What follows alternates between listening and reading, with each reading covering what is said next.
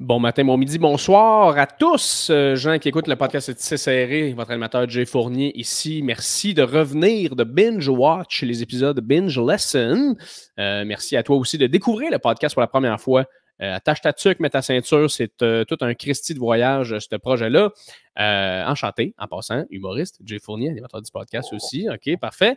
Donc, épisode aujourd'hui avec Annie Guglia. Annie Guglia, si tu ne connais pas, c'est qui? C'est une pro skateuse canadienne qui est allée aux Olympiques de Tokyo et qui a un parcours fort, crissement intéressant que vous allez apprendre à connaître dans la prochaine seconde à peu près. Donc, ça a été une discussion vraiment, vraiment intéressante. Vous allez apprendre toute la technicalité aussi du skate et tous les derrière du sport en soi. Ce fut énormément intéressant. C'est le fun d'avoir des athlètes canadiens, féminins aussi, qui prennent les devants dans des communautés mainly d'hommes. Donc, très cool. Après le podcast avec Pierre-Luc Gagnon, podcast avec Annie Guglia, complètement skate, Jay, présentement. Je trouve ça cool d'avoir les deux côtés, hommes-femmes. Asti, on a réussi. Parfait. Super le fun. Vous allez capoter. Donc, merci à vous. Les gens qui sont sur YouTube, bonsoir. Peace, sign, rock and roll, carpe diem. Merci de laisser un commentaire dans la barre de commentaires pour l'algorithme. Les gens le savent, les real le knows.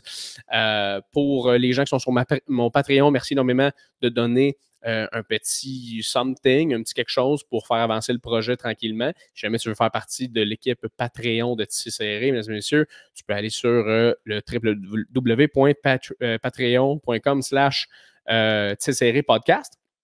Tu as accès à tous les épisodes à l'avance ainsi qu'à de l'exclusivité par rapport à ma carrière qui est humoriste, tout le monde, enchanté. Chemet, tu es sur YouTube aussi, abonne-toi, sonne la petite cloche, subscribe, fais tout ça, tous ces trucs-là. Ça va te permettre de savoir quand est-ce qu'on est de retour à chaque semaine, parce que oui, on est là à chaque semaine, mesdames et messieurs, c'est pourquoi tu écoutes en ce moment, parce que tu es là aussi à chaque semaine. Merci aux gens sur Apple, le balado qui laisse des reviews, qui mettent des étoiles sur le podcast, qui cotent le podcast. Merci de le faire. Ça permet aux gens de savoir à quoi s'attendre, un peu comme dans un Airbnb ou des toilettes de restaurant quelque part de louche. Merci à ces gens-là. Si tu es sur Spotify, fais la même chose aussi, abonne-toi. Si tu es sur Google Podcast, merci d'avoir un Android et d'être cette personne-là de notre cercle d'amis. Je tiens à dire aussi rapidement, mesdames et messieurs, que ce podcast est le dernier podcast de Tissé Serré en virtuel, mesdames et messieurs. Wow! OK! Il nous a surpris. Dernier en virtuel, tout le monde, parce qu'à partir des prochains épisodes, le podcast sera en présentiel dans un tout nouveau studio, mesdames et messieurs. On a excessivement hâte de vous recevoir au studio. J'ai hâte d'avoir des discussions avec les gens en vrai, de leur serrer la main et tout. Fait que j'ai très hâte. Donc, Chris, ça fait 1 an que le podcast est là, mesdames et messieurs. Ça fait 1 an qu'on est dans vos oreilles, dans votre char, pendant que vous joguez, pendant que vous changez la couche du petit. Ça fait 1 an qu'on est là. Je travaille présentement sur une espèce de one-year review, highlight des épisodes. Vous allez voir ça. Mais je tiens particulièrement à vous remercier, tout le monde. Honnêtement, grâce à vous, je peux vivre de ma passion. Je peux faire ce que j'aime dans la vie. Alors, merci d'être là, tout le monde. Merci de me permettre ça. Ça me fait très chaud au cœur. Et sans plus attendre, maintenant, sans vous faire chier avec toutes mes affaires, tes remerciements, t'es pas là pour ça. T'es là pour le podcast avec attention. Mon invité de cette semaine, Annie Guglia.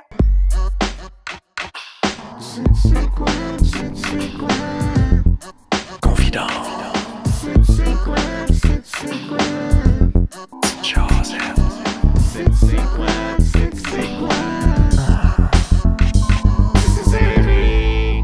Dit que Internet ça marchait pas. Internet Explorer.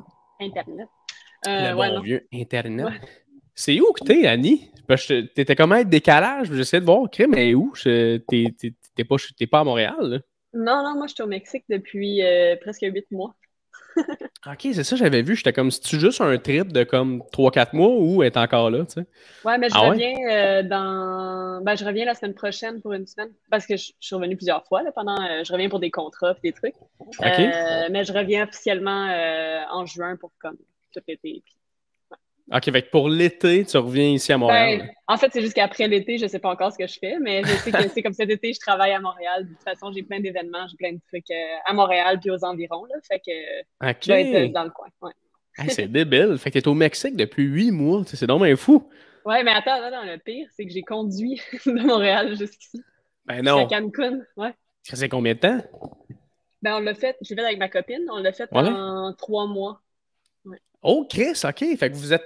OK, attends. Fait que vous êtes parti genre en road trip, Ouais. en van, genre, c'est ça? Mais on n'était pas censé rester. Ouais, ok, ben, tu veux que je te conte ça? Chris, vas-y, Annie. On est là, c'est parti, on enregistre. Let's go. Parfait. Fait qu'on commence avec ça.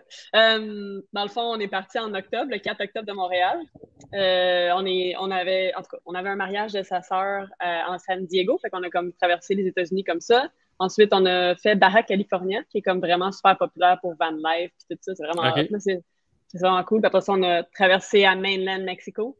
Puis là, on a fait comme on a traversé le Mexique, puis on a descendu jusqu'à Cancun. Puis le plan, c'était d'aller passer Noël avec la famille de ma blonde qui est mexicaine. OK. À Cancun, puis après ça, on était censé revenir. Mais là, tu sais, au Québec, ils ont comme tout refermé. Puis là, avec le COVID, c'était compliqué. Ils refermaient les douanes, ces affaires-là. Puis on s'est dit, ah. Puis en fait, la même journée, ou le lendemain, on a trouvé on était comme, on check-tu des apparts, puis on a trouvé un super bel appart, ici. Pas trop cher, tu sais, comme super. C'est hot. En tout cas, puis le lease, c'était 6 mois.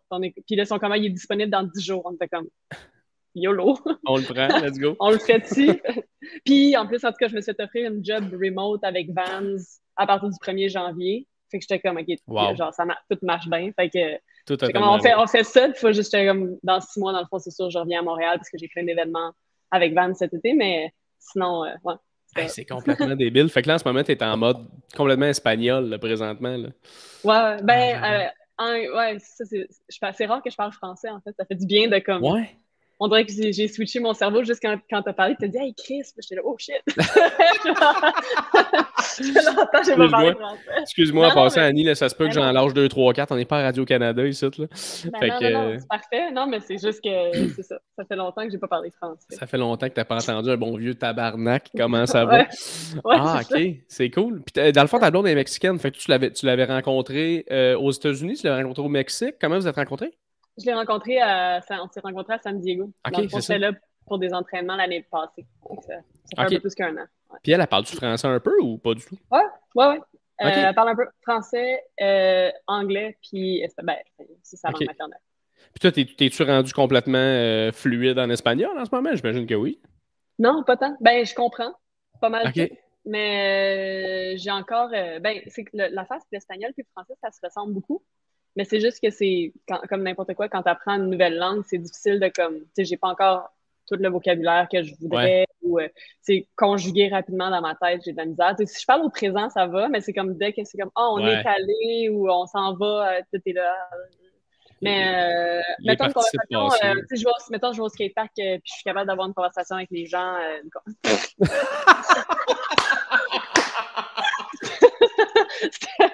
Ça was not so. Hey, honnêtement, j'ai eu plus peur que s'il était passé normalement. Parce que j'étais comme. J'ai juste vu un dos, j'étais comme, hey, je pense qu'il y a un lézard dans. Oh, wow! Juste avant qu'on commence, j'étais genre, t'as-tu besoin d'un écran? Ah, si ta blonde qui est crampée, ben. J'étais là, t'as-tu besoin de passer, tu sais, derrière moi? Puis elle a dit, ouais, mais je vais passer comme je vais crawl.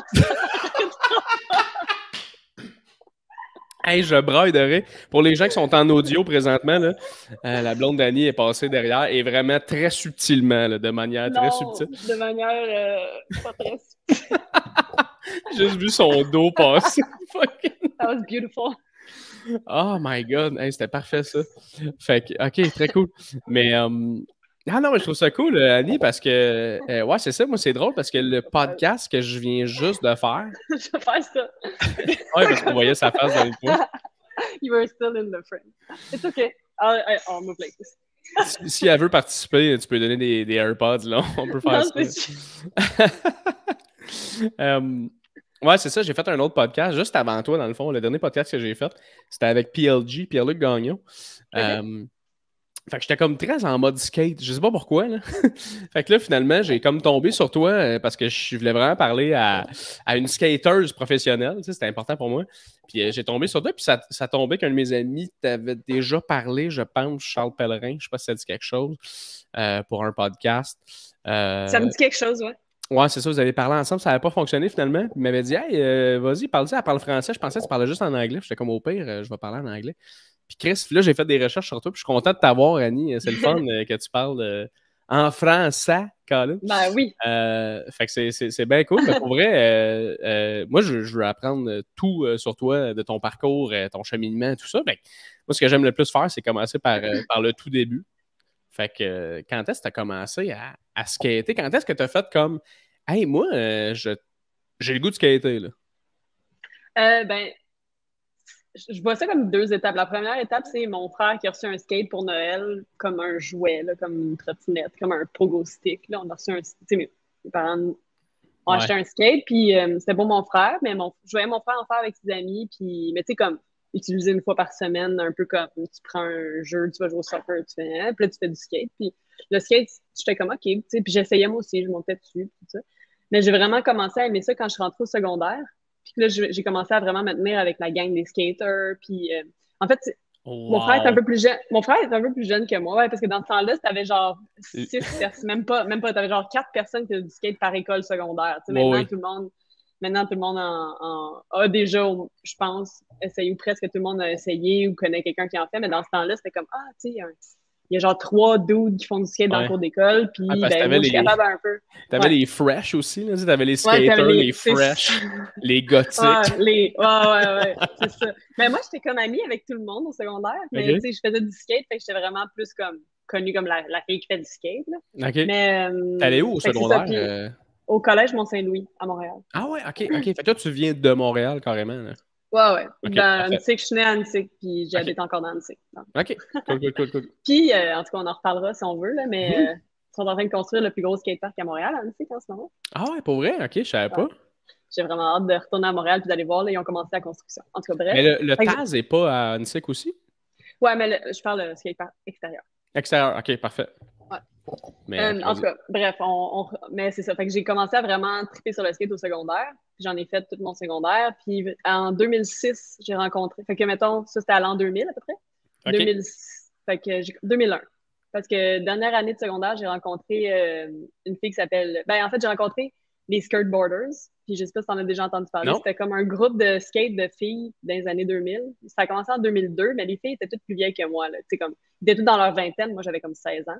OK. Puis j'ai rencontré, puis c'est vraiment là que je me suis dit, OK, je sais pas, je sais pas comment dire ça, les gars avec qui je faisais du skate, ils étaient extraordinaires, comme je les adore, mais le fait d'avoir comme une gang de filles avec qui skater, c'est là que j'ai vraiment, puis on voyageait, voyageait ensemble, on est allé au Mexique, on est allé en Suède, on est allé aux États-Unis, à travers le Canada, on a beaucoup voyagé, puis c'est là que j'ai vraiment trouvé comme une communauté qui me ressemble dans le skate, puis Ouais. c'est là que je me suis dit, OK, le skate, c'est sûr que j'en fais toute ma vie, c'est vraiment ma passion, puis c'est autour de comme 16 ans là, que j'ai OK. vraiment... Mais, fait que toi, dans le fond, quand tu skatais, mettons, là, ton frère, il a reçu un board, là, t'as fait, attends un peu, là, mon frère a un board, mais moi, j'aimerais ça, skater, tu sais. Fait que là, tu t'es trouvé un skate, peu importe. Tu t'es mis à skater au parc, puis tu voyais qu'il y avait aucune fille, dans le fond. T'étais tout seul, genre. Ouais, mais je m'en suis pas rendu compte tout de suite, comme, parce que, C'était même je pas une sais pas, là. association, là. Ben, non, puis tu sais, mes parents m'ont jamais dit, ah, tu sais, le skate, c'est pas pour les filles, ou telle affaire, c'est pas pour les Mhm. filles. Comme, tu sais, pour moi, ça n'a jamais été un discours que mes parents ont tenu. Tu sais, mes parents ont toujours été comme, ben, whatever, ce que tu veux faire. Puis, au contraire, tu sais, vraiment comme si t'aimes le sport, tu sais, let's go. Ben Puis, oui. fait que le skate, ça a pris, en fait, je pense comme 2 années in, il y a eu une mini compétition, je pense que Underworld, qui était un skate shop dans le temps, dans le SIC, organisé au parc Annecy, quelque chose comme ça. Puis, j'arrive pour y aller, puis le faire, puis c'était comme ma première compétition, puis ils sont comme, ah, mais il n'y a pas de catégorie fille, tu sais.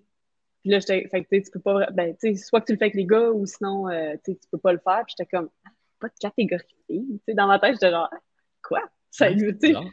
OK. Puis après ça, la même année, j'ai fait une compétition où il y avait une catégorie fille, puis j'ai gagné une médaille d'or parce que j'étais toute seule. Pour vrai? Ouais, c'est vrai. OK. Je l'ai gardé, là, mais c'était genre je sais pas trop quoi, là, BC National Open, quelque chose de même. J'étais la seule fille, j'avais genre 13 ans, puis j'ai gagné genre ma petite médaille d'or. Parce que j'étais toute seule, parce qu'il n'y avait pas de filles dans ce temps-là qui en faisaient, tu sais. Puis, fait que, tu sais, c'est ça, en tout cas. Fait que dans ce temps-là, c'était plus difficile aussi. Puis éventuellement, ben, tu sais, quand tu deviens ado, je pense que c'est plus là que ça commence, tu sais, comme au secondaire, de comme, ah, tu fais du skate, c'est pas pour les filles, tata. Mais quand j'avais 10, 11, 12, 13 ans, j'avais pas vraiment remarqué. Puis éventuellement, j'ai comme remarqué, puis j'étais comme, ah, c'est vrai que c'est weird. Pourquoi, tu sais? Puis là, c'est là que j'ai rencontré les skateboarders. Puis dans le fond, nous autres, ce qu'on voulait faire, c'était justement être visible. Puis on arrivait dans un skatepark, on était 13 filles. Puis, tu sais, on était toutes les filles de Montréal, on se regroupait. Tu sais, ouais, c'est ça. Fait que là, ça fait jaser. On avait fait le cover de tu sais, genre, l'équivalent du journal Métro aujourd'hui, des affaires de même, tu sais. Fait qu'on essayait d'être le plus visible possible. On avait un site Internet. Puis quand Facebook a commencé, je me rappelle, dans les premières années, on avait genre 25 000 followers sur Facebook, ce qui était énorme dans le temps. Oui, là, effectivement. puis on avait une web série, on avait comme une couple de trucs. Puis en 2010, ça a comme arrêté, mais pendant une couple d'années, là, pendant 3-4 ans, ça a été vraiment, vraiment super populaire. Puis c'était cool, puisque justement, c'était quelque chose qui me manquait. Je trouve que pour moi, le côté, tu sais, comme quand c'est dur d'être ce que tu peux pas voir. Tu sais, mettons, une des raisons pourquoi je trouve ça. Tu sais, dans les médias traditionnels, les médias traditionnels, je pense à peu près 2-3% de femmes en sport qu'on voit. Mettons, si tu ouvres un journal, là, dans la section sport, c'est à peu près 2-3% des femmes. Puis même affaire à la télé. Fait que, tu sais, comme, une des choses pour moi, j'étais comme, pour moi, dans le skate, je veux vraiment essayer d'être le plus visible possible, puis, tu sais, de faire des entrevues, être à la TV, faire des compétitions, faire des affaires pour être le plus, je sais pas, tu sais, pour essayer. C'est comme ma façon, c'est ma façon de rendre le skate plus accessible, puis moins intimidant, puis plus. Est-ce que c'est parce que, mettons, genre, quand toi, t'étais jeune, t'essayais de t'attacher à une espèce d'image d'une fille en skate ou à quelqu'un, puis il n'y avait personne, fait que t'étais juste comme, je trouve ça plate. Le seul qu'il y avait, c'était le bonhomme dans Elisa Steamer, là, dans Tony Hawk Pro Skater 1. Elisa Steamer, Ouais, il y avait une fille, puis je savais même pas que ça existait pour vrai. Tu sais, comme, parce que aussi, il faut retourner dans ces époques, dans ce temps-là où est-ce que moi, j'ai genre 11 ans, j'ai pas de téléphone, et YouTube n'existe pas, genre, tu sais, comme, t'as seulement des DVD que si ton skate shop local, là, tu peux pas commander sur Internet tant que ça, tu sais, c'était dur d'avoir accès à, comme, fait que, c'est pour ça que c'est pour ça que je dis que ça a pris à peu près 5-6 ans avant que je vois des filles skater, puis j'étais comme, ah, cool, tu sais, je savais qu'il y en avait une coupe en Californie, puis, tu sais, mais il y en avait une dans un vidéo Element, tu sais, mais c'était difficile d'avoir accès à comme de l'inspiration. C'est drôle parce qu'en plus, il me semble que en genre, je me souviens plus si c'est 1957 ou 60, il y avait une compétition à un moment donné que c'était juste des gars, puis il y avait une fille qui était là. Puis, tu sais, dans le temps, c'était les skateboards poissons, tu sais, c'était les compétitions de comme skateboard artistique quasiment, dans le fond, tu sais, c'était quasiment pas des tricks, c'était plus des espèces de moves. Ouais, c'est ça. Puis je pense qu'il y avait une fille, j'ai noté son nom, c'était-tu Ellen O'Neill? Ah, c'est ça. Ellen O'Neill, cette fille-là, le gars, elle est arrivée deuxième, puis il y avait aucune autre fille, puis j'étais comme, Chris, en 57, il y avait une fille, puis ça a pris du temps avant qu'il y en ait d'autres, là. Fait que, tu sais, c'est quand même un work in progress encore à ce jour. Tu sens-tu qu'encore aujourd'hui, genre, il y a du travail à faire à ce niveau-là, ou? Ben, je trouve que depuis, moi, ça fait 20 ans là, que je fais du skate, puis depuis 4 ans, c'est vraiment là qu'on voit que c'est équitable, admettons. Tu sais, les bourses pour les compétitions sont équitables. Les filles reçoivent autant d'attention, tu sais, peut-être pas autant, mais il y a moins de filles que de gars aussi, fait que c'est normal aussi que ce soit pas 50-50 encore, là, mais éventuellement, tu sais, comme proportionnellement, tu reçois l'attention qu'on de plus en plus. En tout cas, on est sur le bon path. Avant, tu sais, on avait checké, il y a des filles qui ont fait des recherches, genre Tooth Trasher, qui est comme le plus gros magazine de skate, puis c'était comme une photo d'une fille par année, il y a comme 12 magazines par année, tu sais, c'est comme t'as aucune représentation, là, fait que de plus en plus dans les magazines, c'est comme, OK, dans chaque magazine, t'as au moins comme 6 photos de filles, mettons. Ça devient comme de plus en plus inspirant. Puis ce qui est cool, en fait, c'est que, tu sais, ma génération, puis un peu plus jeune que moi, c'était difficile parce qu'on avait pas beaucoup de personnes à qui regarder. Mais les jeunes aujourd'hui, tu sais, des filles qui ont, tu sais, si tu regardes le podium aux Olympiques, ils ont tous en bas de 15 ans, les filles. Ouais. Parce que, tu sais, c'est fou, là. La progression, c'est juste que ça n'arrive pas du jour au lendemain. Tu ne deviens pas professionnel en skateboard. Ça prend au moins 10 ans. Fait que le temps que ces filles-là poussent assez pour être au même niveau, mettons, que les gars, ça peut prendre encore 10 ans, là, tu sais. Ouais, Mais on est vraiment sur la bonne voie. Puis, tu sais, les filles, en ce moment, il y a plus... Si tu regardes, mettons, Raissa, qui en ce moment, c'est une jeune Brésilienne de 14 ans. Si tu regardes non, mais tu regardes Nyjah Huston, ouais. à 11 ans, à peu près, c'est à peu près le même calibre-ish. Ah ouais? Ben, il était meilleur, mais encore là, lui, il y avait beaucoup de personnes à qui, tu sais, Raissa avait pas tant encore de personnes à qui regarder. Elle Ouais. avait, tu sais, ma génération, mais on était, mettons, 300 sur la Terre.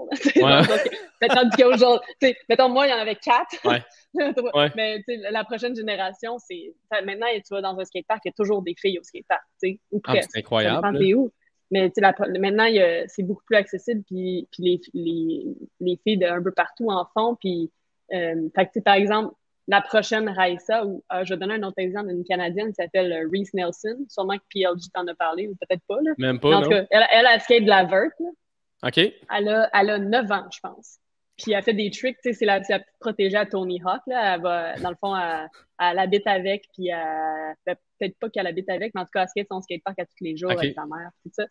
Puis c'est fou, là. Elle a 9 ans, là, puis elle fait des tricks hyper tough, là. Tu sais, Tony Hawk était comme « This is the future of skateboarding », tu sais. Oh, wow, j'adore ça. C'est une petite fille de 9 ans, là, tu sais. Fait que c'est hâte de voir la progression, puis que les barrières, tu sais, c'est parce que l'affaire, c'est que il y avait tellement de barrières pendant longtemps que là, c'est tellement récent qu'il y en a beaucoup moins. Tu sais, il y en a encore un petit peu. Il y a encore des problèmes. Mais tu sais, à partir du moment où tu peux avoir du support, les bourses, du support financier, mais aussi moral, puis comme de ta communauté, puis ouais. tu sens que tu pousses pas pour rien, là, puis tu pousses pas tout seul. Les gens, ils te valorisent, puis tout ça, ben c'est là que tu commences à vraiment développer ton vrai potentiel. Oui. Moi, c'est plate, là, mais moi, mettons, dans mon temps, c'est une fille qui faisait un kickflip, t'étais déjà extraordinaire. Fait que tu te pousses pas tant que ça. Je comprends. Tandis que là, maintenant, c'est comme, OK, le but, c'est de devenir au même niveau que les gars. Fait que là, Oui, les filles poussent. C'est plus d'être la meilleure que la seule fille qui est capable de faire un kickflip dans ta vie. Ouais, c'est ça. Puis j'imagine que je veux pas parler à travers mon chapeau, mais j'imagine que étant une fille aussi, à ce niveau-là, t'as plus de hargne, on dirait, t'as plus de la soif d'aller chercher ou d'aller compétitionner au même niveau, parce que ça fait tellement longtemps que les filles veulent compétitionner, puis ils peuvent pas ou ils peuvent moins, que tu sais, cette fille-là, comme tu dis, Nelly Thompson, c'est ça? Excuse-moi? Comment elle s'appelle? Non, ben, la plus petite. Reese Johnson, c'est ça que t'as dit? Ouais, Reese Nelson, ouais. Reese Nelson, voyons, je suis bien mauvais. Reese Nelson, tu sais, elle doit tellement comme être en mode, hey, j'ai du talent, let's go, comme, tu sais, puis je vais devenir cette personne-là, tu sais. Ouais, puis tu reçois du support, puis c'est pris au sérieux, puis tu sais, il y a plein de raisons, là. Puis les réseaux sociaux aussi, tu sais, maintenant, t'es connecté à tout le monde, tu vois, telle personne a appris ce truc-là hier, ça m'inspire, demain, je vais pratiquer ça, fait que tu peux vraiment, quand je disais tantôt, it's hard to be what you can't see, ben c'est bien plus facile d'être quand tu vois que quelqu'un d'autre l'a déjà fait, ben là, tu peux utiliser ça pour te pousser, puis là, l'autre personne va utiliser effectivement. ce que toi, tu fais pour te pousser, puis là, c'est comme ça que tu peux vraiment bâtir des niveaux de performance plus élevés. Ouais, c'est ça. Puis toi, quand t'as commencé à faire du skate, quand tu étais plus jeune, tu n'avais rien à t'accrocher tant que ça ou à dire « Hey, je vais être comme cette personne-là ». Fait que qu'est-ce qui faisait que toi, tu étais comme « Hey, moi, ce trick-là, je veux le lander » ou tu étais juste passionné, j'imagine? Ouais, c'est ça. Ben, tu sais, le plus important, c'est, oui, tu veux toujours progresser en skate, mais pour moi, le plus important, c'est d'avoir du fun. Puis c'est aussi le côté communautaire du skate. T'sais. Le skate, c'est un sport individuel, mais c'est super communautaire, puis c'est super. Tu vas t'inspirer des gens avec qui tu skates, puis c'est d'avoir du fun aussi. C'est pas juste. C'est comme, par exemple, pourquoi t'aimes le hockey si tu gagnes pas? Ben, tant que tu as du fun dans le processus, c'est cool aussi. Moi, j'ai essayé de faire de la compétition quand j'étais justement comme 2006, 2007, 2008. Je pense jusqu'en 2009. Puis même en 2009, mettons, j'allais à Boston. Là, fait que tu pars de Montréal avec ta gang, tu vas à Boston, tu loues un hôtel, puis tu rentres la compétition, il y a des frais de compétition. Tout ça. Puis là, les gars, ils gagnent 25 000 puis la fille, elle gagne 900 Oh, si boire, OK. Ouais. Là, c'est aussi gros que ça. Là. Fait que, mettons, Puis, mettons, moi, je finissais, je sais pas, je gagnais pas. Là. Fait que, mettons, je finissais dans le top 10, tu gagnais jusqu'à 100$. Je me rappelle avoir été à cette compétition-là, c'était le Do Tour. C'était quand même des grosses compétitions. Là. Fait que, mettons, je gagnais. Puis, c'était le dimanche matin à 10h, la compétition. Puis, c'était pas télévisé, tandis que les gars, c'était toujours télévisé. Aucune opportunité. Là. Non, fait que t'arrives là, puis là, tu retournes avec ton 100$, puis honnêtement, j'étais stoked, tu sais. Ouais. Mais tu sais, j'avais 18 ans, je sais que je veux faire autre chose que 100$ par année dans ma vie. Tu sais, comme, oui. c'est pas ça que je vais faire dans la vie, je vais pas gagner ma vie avec ça. Fait que, tu sais, j'ai fait autre chose, puis c'était cool, tu sais, je suis contente de ce que j'ai fait aussi, puis je regrette. J'ai pas de regrets, puis j'ai pas comme de frustration par rapport à comme, il y avait pas d'opportunité, parce que ça m'a permis de faire autre chose, puis c'est cool. Mais je trouve ça dommage, par exemple, que j'avais même pas l'opportunité de, mettons, puis de me dire, ben, ça vaut la peine. Puis, de un, puis de deux, je savais pas que tu peux créer tes propres opportunités. Tu sais, maintenant, je suis assez vieille que je sais que, par exemple, Laetitia Buffoni, qui est une Brésilienne, ben, elle a continué à pousser. Tu sais, dans le skate, elle était comme moi, je m'en fous, je suis brésilienne. Moi, je déménage en Californie, puis elle a poussé, puis elle a, tu sais, c'est la première fille qui a commencé à faire vraiment de l'argent avec le skate, puis parce qu'elle a continué à pousser, puis mais elle a poussé pendant des années avant de faire une scène. Là, puis maintenant, elle est millionnaire. Fait que, good for her, puis elle le mérite amplement parce que pour vrai, il n'y a personne qui a poussé aussi fort que Laetitia Buffoni. Ouais. Puis y avait-tu, même à ce moment-là, y avait-tu tout. Parce que je sais que dans le sport comme ça ou dans le skate ou peu importe, tu as beaucoup les sponsors qui jouent pour le salaire. Il y avait-tu ça aussi? C'est eux qui payent. C'est ça, c'est eux qui payent carrément. Fait que est-ce que même à ce moment-là, mettons, tu faisais le Do Tour dimanche matin, y avait-tu quand même, mettons, Vans, Monster qui checkait? Du tout, là. Il n'y avait pas de sponsor non plus? Non, parce que les gens n'étaient pas intéressés par le skate féminin dans ce temps-là. Il n'y avait pas d'intérêt non plus. Puis, tu sais, ça vend pas, ça gna. Mais c'est parce qu'à un moment donné, il faut que tu commences à quelque part pour que ça. Faut que c'est pas vrai que tu peux pas créer un intérêt par rapport, tu sais, comme ils disent, ils font les médias ou les commanditaires, tout ça, ils disent, ou les fédérations, même des fois, ils font la même chose avec le soccer féminin, le hockey. Ouais, mais il n'y a pas assez de personnes que ça intéresse. Ouais, mais si tu le sacrais à TV le samedi soir, là, il y en aurait de l'intérêt. C'est juste que tu fais exprès pour que ça soit nulle part. C'est ça, exact. Moi, si maintenant je veux suivre le hockey féminin, c'est compliqué. Absolument. C'est la même affaire, tu sais. Si c'était la norme, puis si tu mettais ça à la télé, que tu rendais ça aussi important que le hockey masculin, ça serait pas. Il y aurait autant de codes d'écoute, tu sais. Ouais, puis déjà là, si je peux zapper à la TV puis tomber là-dessus, t'as déjà ton code d'écoute que t'aurais pas eu. Fait que, tu sais, t'aurais déjà, comme, je sais pas moi, 50% des gens qui regarderaient bien plus ça. Of course, j'imagine, le dimanche matin à 10h, tu sais, je veux dire, comment mettre une compétition... C'était pas télévisé. C'était pas télévisé pantoute en plus. C'était vraiment genre, on se débarrasse de ça, puis après ça, on fait OK. Fait que toi, dans le fond, là, c'est ça. Fait que toi, c'est comme 2005-2006, tu disais, jusqu'à 2009. Ouais. Fait que là, t'as fait, hey, gars, moi, je ne sais pas, je peux faire un living out of it. Tu t'es dit, je vais retourner à l'école.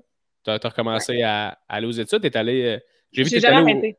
T'as jamais arrêté, dans le fond. Tu étais tout le temps aux études, mais tu as décidé de faire, hey, je vais faire mon bac, puis je vais faire une maîtrise même. Ce qui est fucking impressionnant. Là. Moi, je tripe sur les gens qui ont un bac et une maîtrise et qui font pas ces choses-là aujourd'hui dans la vie. Tu sais. Fait que t'es allé à l'ESG puis t'as fait le HEC aussi? C'est ça, j'ai fait un bac en marketing. Dans le fond, dans ce temps-là, mon père, il a un magasin de vente et réparation de petits moteurs. Puis je pensais reprendre le commerce familial puis faire ça. Fait que j'ai fait un bac en marketing parce que c'est vraiment quelque chose qui manquait dans toute l'équipe de mon père. Puis j'étais comme, OK, je vais faire ça. Puis après ça, je me suis dit, mais moi, j'ai toujours rêvé de faire un doctorat. Comme j'adore, je suis très académique, j'aime l'école. Puis je voulais rester là-dedans. J'étais comme, je veux faire au moins une maîtrise avant d'arrêter l'école, puis de commencer à travailler, puis éventuellement, peut-être, je ferai un doctorat plus tard. Fait qu'en tout cas, j'ai fait ma maîtrise en stratégie à HEC. Puis je voulais vraiment, je sais pas pourquoi j'avais cette idée-là, que je voulais vraiment écrire un mémoire. Wow. Pour comme legacy, je sais pas. faire ma propre recherche, genre, tu sais. Fait que, puis là, que les gens me citent, genre. Fait que, je trouve ça hop. Fait que là, mais là, tu sais, je savais pas quoi faire, puis je m'étais jamais vraiment demandé qu'est-ce que je voulais vraiment faire dans la vie, c'était juste comme default mode, je vais reprendre le commerce à mon père, puis dans le fond, ce qui est arrivé, c'est que j'ai commencé à écrire pour mon mémoire sur le développement durable. Genre, tout le monde faisait ça. c'était comme le sujet tendance, là, genre 5 ans. Fait que tout le monde étudiait le développement durable. Puis j'étais comme, le développement durable chez Hydro-Québec, finalement, ça va être socialement utile. Fait que je commence à pitcher ça, puis j'étais comme, c'est plate. Genre, tu sais, c'est comme tu fais parce qu'un mémoire, tu vas travailler là-dessus pendant 1 an, là, Oui. Puis c'est toi qui travailles. C'est pas genre, tu reçois de l'information, puis c'est comme c'est toi qui travailles, puis tu vas sur le terrain, puis chercher tes données, puis j'étais comme, c'est bien plate. Comme, pourquoi est-ce que je ferais pas ça sur le skate? C'est comme le skate, c'est vraiment quelque chose, je suis comme, je pourrais aller faire des collectes de données en Californie, puis genre aller rencontrer genre des stratèges de genre, c'est comme des gros brands, puis tout. Puis là, j'étais comme, puis en plus, c'était au moment où c'était la même année que on parlait d'inclure le skate aux Jeux Olympiques. J'étais comme, puis c'était comme genuine question, il y avait plein de, dans le fond, les skaters, puis même moi, j'étais comme, les Olympiques, wesh. Genre, ça va être dégueu pour le skate. Ah ouais, hein, tant que ça? Pourquoi, mettons, rapidement? Pourquoi ça aurait été dégueu? Rapidement, parce que dans ce temps-là, ce qu'on pensait, là, je vais pas mettre tout le monde dans le même bateau, mais mettons, moi, ce que je pensais, c'était que le skate allait perdre son essence comme, je sais pas, pour moi, le skate, c'est comme, c'est spécial. Il y a quelque chose de core puis de très hors norme, genre, dans le skate. C'est pas tout le monde c'est pas tout le monde qui est capable, qui est game de se pitcher en bas des marches puis à la gueule pour le fun. Fait que, puis j'étais comme, c'est plate, ça va devenir comme de la gymnastique, admettons. Puis j'ai rien contre comme je trouve ça vraiment hot, la gymnastique, mais c'est pas le même vibe, pantoute. Non, effectivement. Fait que j'étais comme, ce serait plate que ça devienne ça, tu sais. Puis encore là, c'est pas juste le côté, qu'on perde le côté comme plus core du skate. De dénaturer le skate. T'avais peur que ça dénature le skate. Ouais, c'est ça. Puis, fait que, fait que, je me demandais vraiment, dans le fond, comment. Fait que, il y a eu un gros backlash de la communauté du skate. C'est comme, non, on veut pas que le skate ça soit aux Olympiques, etc. Puis j'ai commencé à y penser, puis j'étais comme, ça pourrait être. Tu sais, c'est pas. En tout cas, je me demande, en fait, puis là, je me suis dit, je me demande qu'est-ce que les gens dans l'industrie pensent. Parce que, tu sais, tu parles d'Olympique, c'est comme, ça va amener un énorme, tu sais, influx of customers, comme d'intérêt du mainstream. Puis tout, mais on parle de visibilité, c'est quand même. Ouais, puis quand tu as une business, c'est ça. Puis là, j'étais comme, je me demande, c'est quoi qui, tu sais, si les gens, mettons, qui ont des business, qui ont des skate shops, qui ont des brands, qui ont des manufactures de board, comme, qu'est-ce qu'ils pensent de la commercialisation du skate? Est-ce que c'est une bonne chose? Est-ce que c'est une mauvaise chose? Puis, dans le fond, côté stratégie, comme, comment tu adaptes ta compagnie à un aussi gros changement dans l'environnement quand c'est aussi lié à ton identité, puis à comme. Fait qu'il y avait vraiment plein de super beaux discours à analyser, puis qui sont comme apparemment en conflit.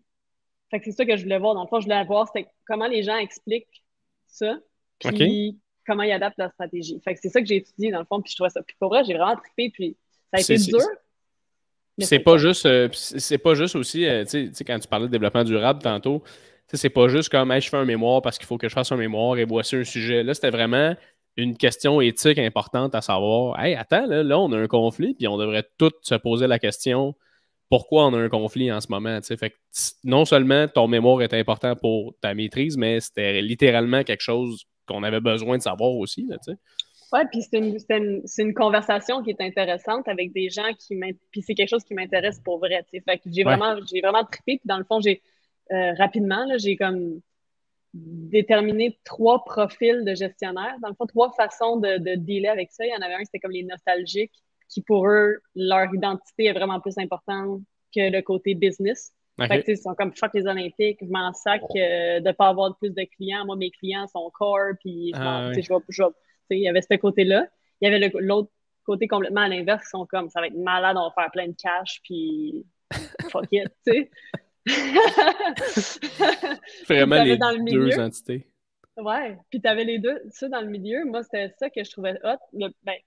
Puis c'est ça que j'ai trouvé le plus intéressant, dans le fond, c'est que t'en avais qui disaient, les deux sont importants, puis nous autres, ce qu'on veut faire, c'est utiliser cette nouvelle influx de personnes-là, de clients, tu sais, qu'on va faire vraiment de l'argent, mais ce qu'on va faire avec cet argent-là, c'est le redonner au core du skate pour créer parce que ultimement, c'est le côté core du skate qui drive le côté mainstream, tu sais. Ouais. Fait que si on investit notre argent dans le core, ben ça va revenir, ça va influencer encore plus de personnes à rentrer dans le skate. Puis en plus, ça aide la vraie scène du skate qui est comme, tu sais, des gens qui sont là pour rester, que ça fait 20 ans, 30 ans qui font du skate, versus quelqu'un qui achète un board une fois, qui en fait un été, puis qui... Ouais. Fait que c'est vraiment d'essayer d'utiliser cette espèce de rampe de lancement-là pour non seulement, pour contrôler aussi un peu comment ça se fait, dans le sens, parce qu'il y a ce côté-là aussi, je sais pas qu'est-ce que tu en penses, mais tu sais, si, mettons, le skate est aux Olympiques, puis si personne de l'industrie du skate est tant intéressé, ben ça va être mal contrôlé, fait que ça va être mal représenté, tandis que si tu fais, ben gars, OK, allons-y, mais par contre, on va l'utiliser à bon escient pour que nous, de notre côté, notre esprit core du skate soit encore là, soit représenté, genre, on va le faire, tu sais. Ouais, puis c'est une des choses qui était vraiment hot à Tokyo, c'est que le skate, puis j'espère que ça va rester comme ça, puis tant que ça reste des skaters qui sont, tu sais, par exemple, moi, en 2016, quand il fallait qu'on crée une fédération nationale de skate au Canada, parce que ça n'existait pas, j'étais comme, ben, je veux être sur le board of directors, tu sais. Fait que je me suis impliquée. Parce que je veux que les décisions, mettons, là, on a créé Canada Skateboard, qui est notre fédération canadienne. Je suis sur le board of directors, puis je suis représentante des athlètes. Puis je suis représentante des athlètes de skateboard au Comité olympique canadien. Puis une des raisons pourquoi j'essaie de rester impliquée, parce que je veux être sûre que, pour moi, c'est important que le skate, que les décisions qui sont prises soient prises en tenant compte de tous les athlètes, de tous les athlètes. Je sais pas comment dire ça, mais tu sais que le skate, ça reste, je sais pas, que l'essence du skate reste. Tu l'as dit, l'essence du skate reste l'essence du skate, parce qu'on s'entend que la seconde où tu mets une grosse corporative là-dedans, qui connaissent pas ça, qui veulent faire de l'argent, eux autres, pour leur événement ou peu importe, ben là, tu fais comme, attends, là, ça se fait pas, ça se fait pas. Nous, les athlètes, on a besoin de ça, tu sais. Puis toi, t'es ultra bien placé. Ouais, mais en ce moment, il y en a des problèmes avec des fédérations, tu sais, comme des fédérations. Parce que nous autres, notre fédération, c'est World Skate, ça s'appelle World Skate, la Fédération internationale de skateboard. Oups. Oh, je suis encore là, excuse-moi. La Fédération internationale. Tu veux que je pause? Vas-y, continue, excuse-moi, c'est parce que j'ai comme reçu un. Attends, je vais le. En tout cas, excuse-moi, j'ai reçu un appel. C'est mon téléphone, ma caméra. Continue. Ah, OK. J'ai reçu. Fait que, tu sais, mettons, nous autres, c'est World Skate, puis World Skate, c'est la Fédération internationale de skateboard, mais c'est aussi la Fédération internationale de genre patin à roues alignées, et puis plein d'autres sports comme qui sont vraiment pas en lien avec Ouais, c'est ça, exact. Pour eux, World Skate, c'est comme ils ont plein de sports sous World Skate, mais nous, puis la plupart des pays dans le monde, on a comme, tu sais, skateboard Brésil, skateboard France, skateboard USA Skateboarding, Canada Skateboard, tu sais, on est seulement du skateboard, fait mais eux autres, souvent, ils vont nous demander de prendre des décisions ou de en lien avec d'autres sports, puis on est comme, non, nous, on veut que le skate, ça reste le skate, on veut pas commencer à avoir, à organiser des compétitions de rollerblade, là, tu sais, comme, c'est des choses complètement différentes, puis on s'appelle Canada Skateboard, tu sais, fait, ben oui. En tout cas, fait que, si, mettons, c'était des dudes à cravate qui s'en foutent, qui étaient en contrôle de Canada Skateboard, ce serait comme, ben ouais, plus que, tu sais, on va aller chercher encore plus de commanditaires, plus d'argent, plus de whatever, tu sais, mais nous autres, on est comme, non, le skate, ça reste, tu sais, on veut que le skate, ça reste le skate, puis on veut juste s'occuper du skateboard, tu sais. Ben oui, absolument. Bref, fait que c'est toutes des choses comme ça qui vont nous aider à continuer à garder le skate cool et core, même si ça reste, tu sais, le fait que ce soit aux Olympiques, pour moi, ça a été une des meilleures choses qui est arrivée au skate de mon existence. Là.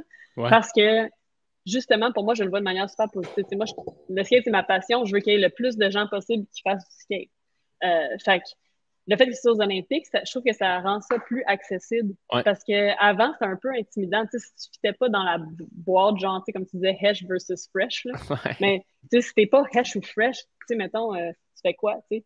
Ouais. Puis je parle pas, mettons, dans le skate, mais dans le skate, t'avais un peu ça aussi. T'avais comme ça, les plus punk, puis là, t'avais comme fresh dans le skate, là, tu sais, hip-hop, mixtape. Ouais. Les ça, gros baggy jeans.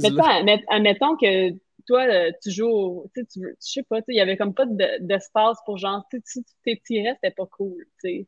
Ouais. Genre, tu sais, fait en tout cas, on dit le skate, c'est il n'y a pas de règles tout ça, mais il y a des règles. Il y avait des règles non écrites vraiment dans le skate. Ouais. Une des raisons pourquoi c'était intimidant, c'est parce que si tu fitais pas dans la gang, ben tu te sentais pas skater. tu sais. Ouais, puis c'est aussi que même, je pense, aux yeux des gens qui font pas de skate, ça les a aussi. Parce que, tu sais, je me souviens, puis j'en ai parlé de ça avec Pierre-Luc, mais tu sais, je me souviens qu'il y a un temps où tu faisais du skate, les gens étaient comme, hey, qu'est-ce que tu crées? Va-t'en, tu sais, c'est quoi tu fais? Tu fumes du pot, genre? C'est quoi vous faites? Fait que là, après ça, C'est drogé. c'est ça, t'es un drogé. Fait que le fait qu'il y ait du skate aux Olympiques, ça permet aussi à ces gens-là de faire, OK, attends, c'est une discipline qui peut se pratiquer professionnellement, tu sais. Fait que là, de voir les enfants après ça faire du skate dans la rue ou whatever, ou qu'il y ait même l'urbanisme dans les villes qui font comme, hey, on va créer des spots de skate pour des jeunes qui vont peut-être représenter notre pays dans cette discipline-là, tu sais. À Malmö, il y a littéralement quelqu'un qui travaille à la ville pour, quand ils font des plazas, des trucs comme ça, pour les rendre skatables. OK, C'est vraiment, tu sais, comme ça existe maintenant.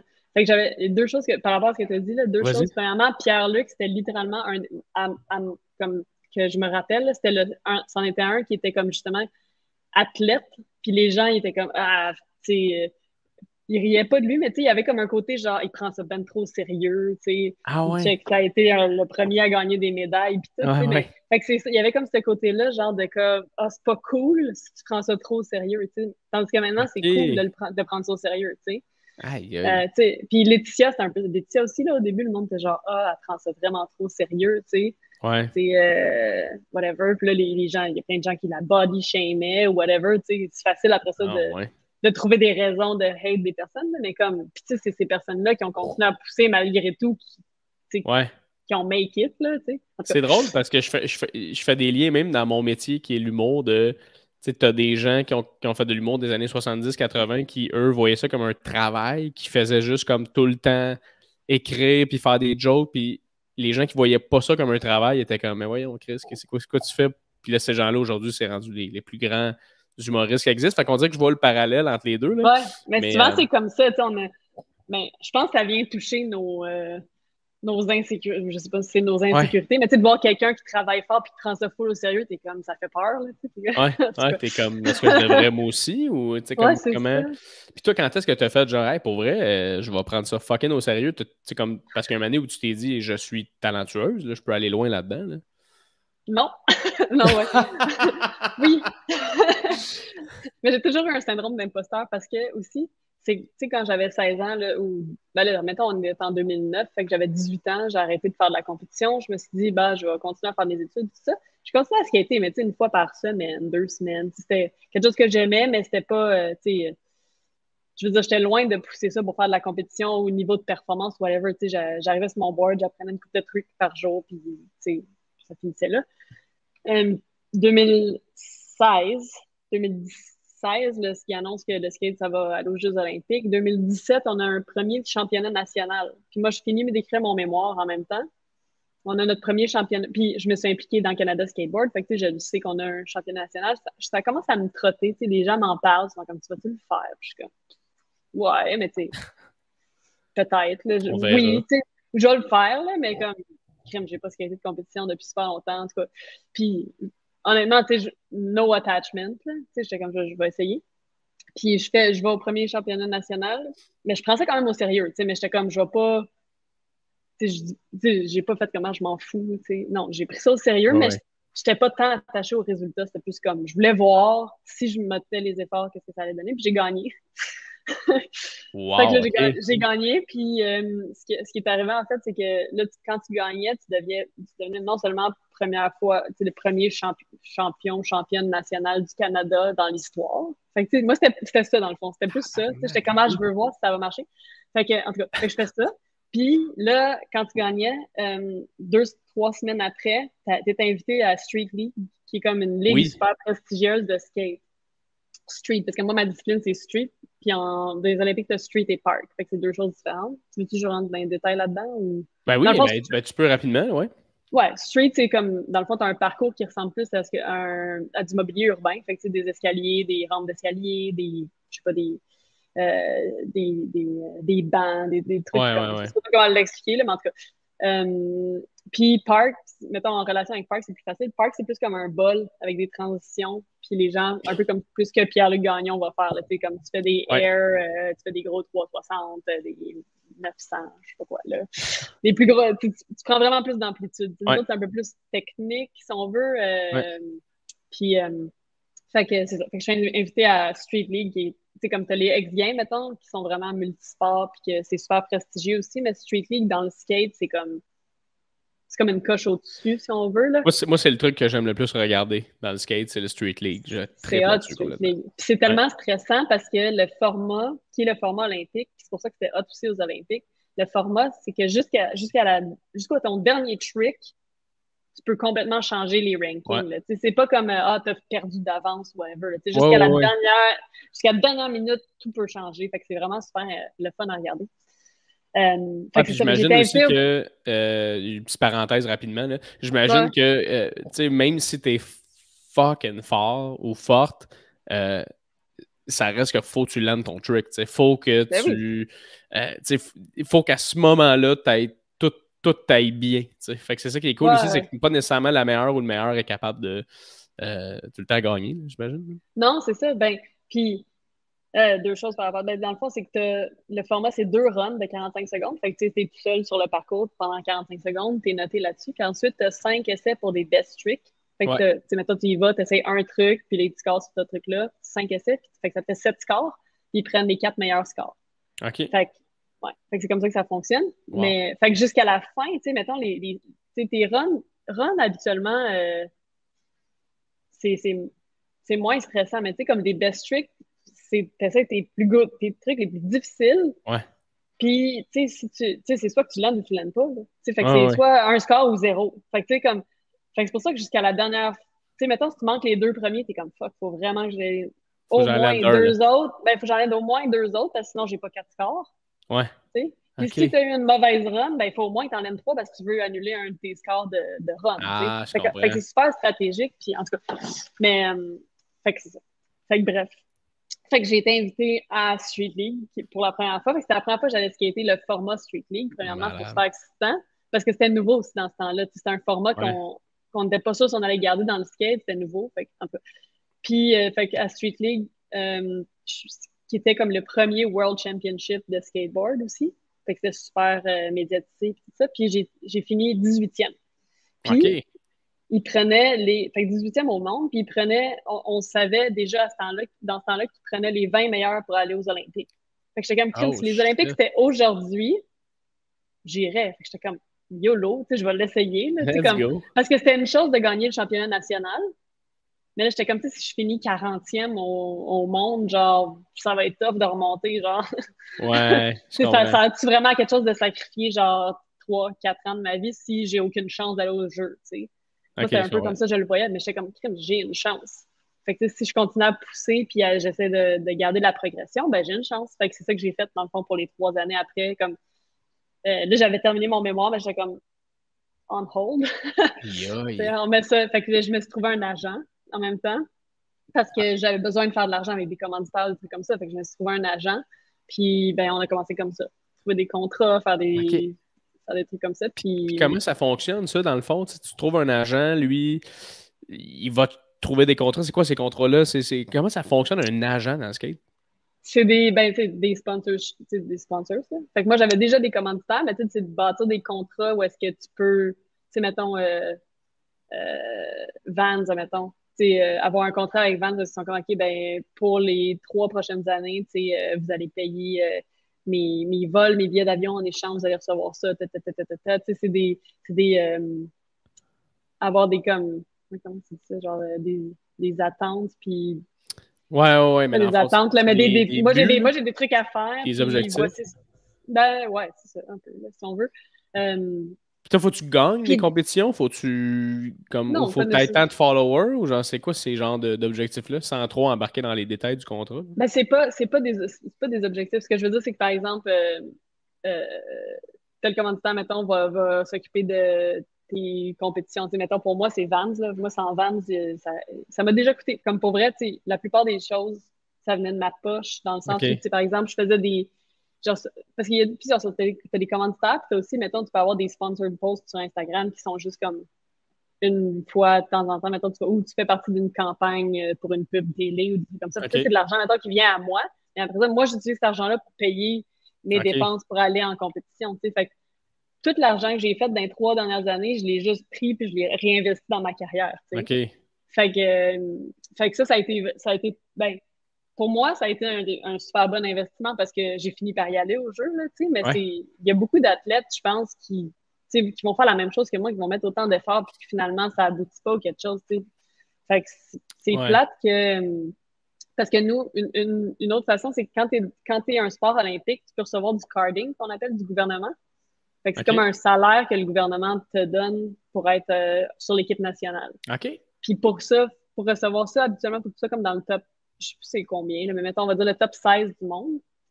OK. Fait que, mettons, tu peux recevoir un salaire dans le top 16 du monde, puis tu as un salaire encore plus élevé, c'est quasiment le double si tu as un potentiel de podium. Oh, OK. Des trucs comme ça. Mais en skateboard, c'était trop nouveau, fait qu'il n'y avait pas assez de données pour savoir comment ça fonctionne. Puis moi, je n'étais pas dans le top 16 de toute façon. Fait que je ne recevais pas d'argent du gouvernement, mais c'est cool parce que ça devenait une option. Puis il y a des gars en street qui ont eu accès à ce genre de financement-là. Nice. Ça devient super intéressant parce que tu es payé pour ce qui a été par ton gouvernement. Mais oui, c'est débile. Puis toi, dans le fond, c'est ça, là, t'es allé, t'as fait les qualifs au jeu, puis finalement, dans le fond, t'as pas passé, t'as pas été qualifié, malheureusement. Puis finalement, dans le fond, il y a une fille qui a pogné la COVID. Mais attends. Je peux-tu, parce que, en fait, oui, ce qui est arrivé... Vas-y, Annie, raconte-moi tout. Là. Moi, j'essaie juste de mettre la table. Ouais. Ce qui est arrivé, c'est que pendant 3 ans, fait que, j'ai terminé 18e la première fois, puis pendant 3 ans, j'étais dans le top 20. J'étais comme entre 16 et 20. Ben, entre 16 et 19, j'ai jamais été 20. Fait que entre 16 et 19, comme j'ai remonté un petit peu, puis après ça, je me suis blessée à la cheville, je suis retombée, puis je suis revenue à... en fait, j'ai jamais tombé vraiment moins que 19. Fait que je suis toujours restée dans le top 20. Puis là, les jeux étaient censés arriver, puis tout ça, puis là, le COVID est arrivé. Fait que là, on est restés chacun chez nous pendant genre 1 an. Puis, une affaire qui était difficile, c'était que, tu sais, au Brésil, là, au Japon, tout ça, tu sais, ils prenaient toutes les équipes nationales, ils les mettaient ensemble, puis ils continuaient à s'entraîner. Tu sais, moi, j'étais toute seule chez nous. Les TAS étaient fermés, les skateparks étaient fermés, pas accès à des skateparks pendant des mois. On avait un couvre-feu. On avait un couvre-feu. Fait que là, j'étais stressée, j'étais vraiment super stressée. J'avais le goût d'abandonner. J'étais comme, honnêtement, ça vaut pas la peine. Là, comme je vais aller faire autre chose. Là. Quand ils ont postponé les jeux, j'étais comme, oublie ça. Là, eux autres, pendant 1 an, ils s'entraînent, puis moi, je suis toute seule. Fait que là, l'hiver, puis là, en plus, l'hiver arrive, le TAS va refermer. Au moins, là, je pouvais skater un peu à l'extérieur. Mais là, le TAS va être fermé. En tout cas, fait que j'ai fait une entente avec le TAS qui m'ont laissé skater pendant 4 mois, seul au TAS. Wow! C'est là que j'ai découvert que ça suck, skater tout seul. puis que, honnêtement, j'aurais dû rester chez nous, là, comme j'ai rien, je me suis pas améliorée pantoute, là, pendant 4 mois tout seul. Mais non, parce que t'arrives là le matin avec ton sac, là, puis ton lunch, là. T'es tout seul. Man, wesh, skater tout seul. C'est comme si je te dis, OK, tu vas t'entraîner pour le Super Bowl, OK, tu vas jouer au football tout seul pendant 4 mois dans un gym. Ah oui, il n'y a pas de... Tu te dépasses pas. Tu te lances la balle tout seul, tu sais, je veux dire, oui, c'était le fun pendant 2 semaines, tu sais, j'étais motivée 2-3 semaines, mais là, après ça, non, comme j'avais vraiment pas de fun, puis je trouvais ça, émotionnellement puis mentalement, c'était hyper tough parce que, comme, je me disais que j'avais pas le droit de pas trouver ça cool, tu sais, que j'étais toute seule au TAS, puis qu'il fallait que je reste motivée, puis là, mon pays, puis les Olympiques, puis mais comme, intrinsèquement, j'avais zéro plaisir, là, tu sais, aucun, en tout cas. Fait que c'était vraiment tough, mais éventuellement, en tout cas, on arrive en mai. Mes premières compétitions, là, les Jeux olympiques, c'était en juillet ou août. Fait qu'en mai-juin, on avait deux compétitions. Puis j'arrive à la première compétition, je me qualifie même pas en quart de finale. J'ai complètement manqué mes 2 runs. OK. En fait, c'est pas vrai. J'ai manqué une run. Ma première run, j'ai raté ma première run. Deuxième run, j'ai eu une bébite dans l'œil. Mais non! J'étais tellement fâchée, là. J'ai une bébite dans l'œil, genre début de ma run. Puis là, je voyais rien toute ma run. Fait que j'ai manqué ma deuxième run. J'étais là, c'est tellement chiant. Ouais, c'était vraiment chiant. Parce que là, j'étais comme, OK, je manquais ma première, mais la deuxième, ça va bien aller. J'étais full motivée, cette compétition-là. Comme, je me sentais super bien. J'étais comme, ça va bien aller. J'aimais full le course. Comme, j'avais vraiment une super bonne run. Facilement, je me serais rendue en semi-finale. Tu sais, comme, pas en finale, probablement pas, mais Puis tu peux semi-finale. pas C'est comme dire, dans le... tu peux pas dire genre, hey, attends, excusez, esti, j'ai de quoi Non, dans l'œil. Tu peux pas, là. non. Aucune Fait que manière. cette compétition-là, paf. Puis là, il me reste une dernière chance en Italie, comme 2 semaines plus tard. Fait que là, je suis fâchée. Je vais en Italie, puis ce qui est arrivé... J'ai bien skaté. Ah oui, j'ai bien skaté, mais puis là, c'est pas une excuse, puis honnêtement, comme m'en sac, là, mais en tout cas, en quart de finale, je reçois un score pour ma run, mes trips, les districts, tout. Avec mon coach, on fait un plan pour le lendemain, tout. Je skate full bien, mais ils m'ont scoré la moitié des points du jour d'avant. Fait que je me suis pas qualifiée. Attends, t'as fait la même run que le jour d'avant, mais t'as eu la moitié des points? Ouais, Puis comment c'est possible, ça? I don't know. Là est la question. Mais, ouais. Puis, on était vraiment fâchés, mais comme, honnêtement, j'étais comme, tu sais quoi, genre, fuck it. Comme ça, je peux pas le contrôler. Puis, moi, comme j'ai bien skaté, j'ai landé mes tricks jusqu'à mon dernier best trick, comme je l'ai landé. Puis, tu sais, je me suis mal fait scorer, mais comme, j'étais fâchée, puis j'étais déçue parce que là, je savais que ça faisait en sorte que j'étais, à cause de la première compétition, puis la deuxième, ça me bumpait out du top 20. Fait que j'allais pas au jeu. Fait que, puis tu sais, ça faisait 3 ans que j'étais dans le top 20, là, Ah, puis à cause de ces 2 dernières compétitions-là, ça m'a bumpé out. puis Fait que là, comment tu j'étais t'es même pas... senti? Comment tu... J'ai jamais été déçue de même de toute ma vie, là, parce que habituellement, quand je mets autant d'efforts dans quelque chose, ça fonctionne, tu sais. Dans toute ma vie, j'ai jamais eu rien que je considérais comme un échec, là. Ouais. Tu sais, n'importe quoi, je suis comme, ah, t'apprends ça, puis tout, mais à ce moment-là, j'étais comme, wow, wesh, genre, j'ai vraiment là, investi là, 3 années, tu sais, toutes mes ressources, là, tu sais, argent, énergie, mon focus, tout, tu sais, mes ressources, tout ce que je pouvais investir, je l'ai investi là-dedans, puis ça marche pas. J'étais comme, fait que là, je l'ai même pas dit à mon agent, j'étais comme, puis je m'étais planifié 3 jours pour visiter l'Italie, là, un peu après la compétition. On n'avait pas le droit, c'était pendant le COVID, là, mais j'étais comme, m'en sac. Ouais. Encore plus. M'en sac encore plus. Fait que j'étais allée à Cinque Terre, qui est comme OK. une place comme un peu au nord de Rome, pour juste visiter pendant 3 jours. Puis genre, honnêtement, méditer, là, puis juste comme pas parler à personne, puis pas avoir à dealer avec ça.